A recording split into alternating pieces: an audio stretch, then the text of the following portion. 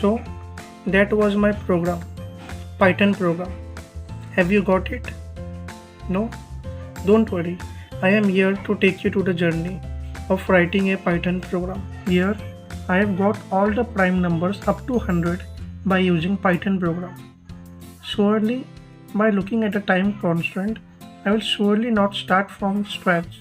Basic things that one must know to write a Python program are like what are variables, how to assign values which may be string or numbers to a variable, and how to transfer value from one variable to another, and what are loops, what are conditions, and finally how to apply all this to solve real life problems.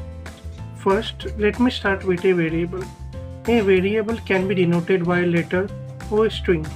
For example, it can be X or it can be LHS or initial. Basically, variable is used in Python as a container to store our values. Then in Python language, 1 equal to sign means assigning of value or transfer of values. But 2 equal to sign when used together are used for comparing the values. Now, as you can see on the screen, I am using for loop. Here X is one variable and I am putting my X in a loop that will go from 1 to 100.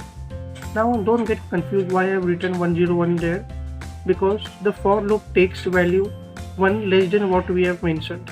So it will go from 1 to 100. Then we all know what is the logic behind saying a number is prime or not. If it is divisible by 1 and itself, or I can say if it is divisible by only 1 and itself, it is called as prime number.